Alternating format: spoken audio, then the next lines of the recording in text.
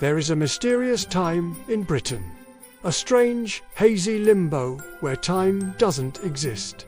Nobody knows what day it is, and the only plan on the agenda is we'll see how we feel.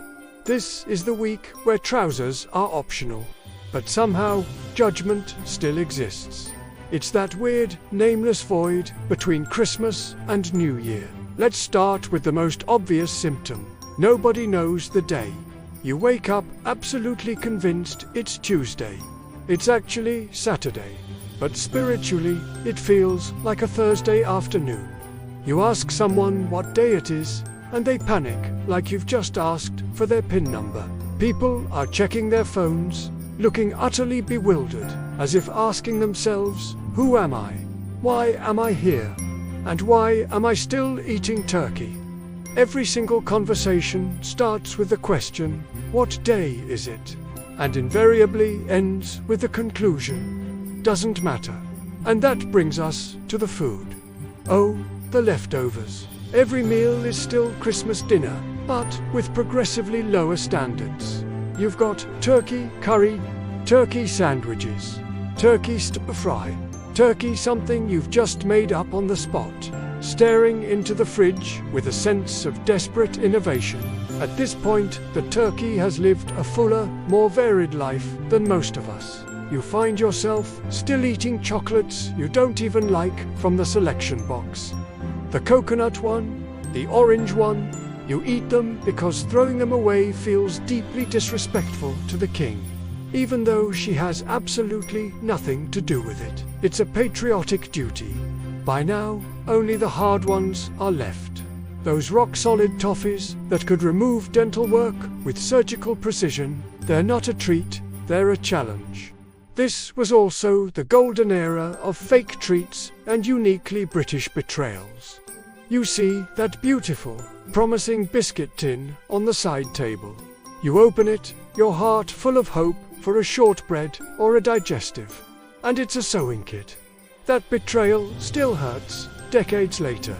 It's a core memory. Then there were the nuts that you needed a minor in engineering to open. Usually with a nutcracker that would either shatter the nut into 1,000 tiny pieces or simply break itself in defeat. And let's not forget the sherry that was often given to children. Not as a drink, mind you, but as a character test. If you actually liked it, everyone knew something was deeply, fundamentally wrong with you. Of course, this period wouldn't be complete without the board games. Board games from hell. They came out every year, and no one ever really wanted to play, but it felt rude not to. So you'd all gather around the table for a friendly game of Monopoly. It always starts out friendly.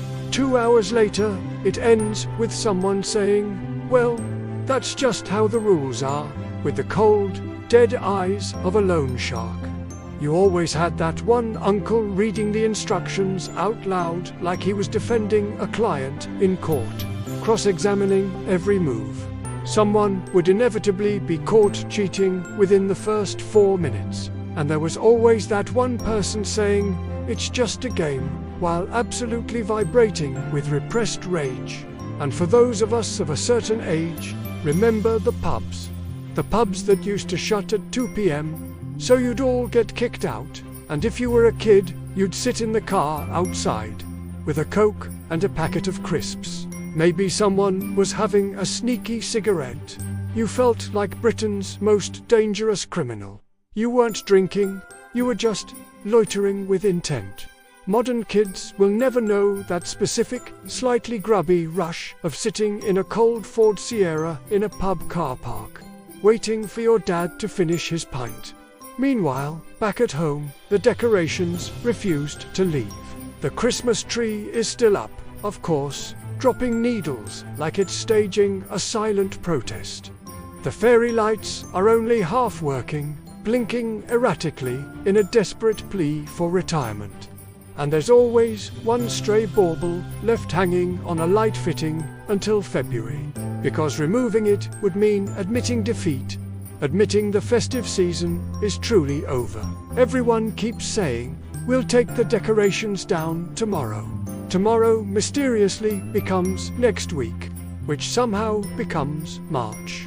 But for all the weirdness, there was something oddly comforting about this nothingness.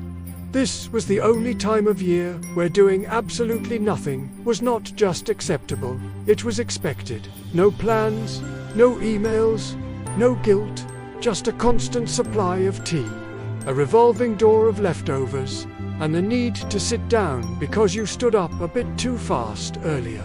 You weren't bored. You were recovering from the sheer effort of Christmas Day. And honestly, when you look back on it, it was quite nice. A bit confusing, a bit beige, but very, very British. Because if there's one thing we as a nation do incredibly well, it's enduring a state of mild, comfortable misery, preferably with a cup of tea in hand. If you enjoy this kind of trip down memory lane, there's plenty more on the channel. Same memories, same slightly odd humor, and probably more mentions of turkey. Thanks for watching.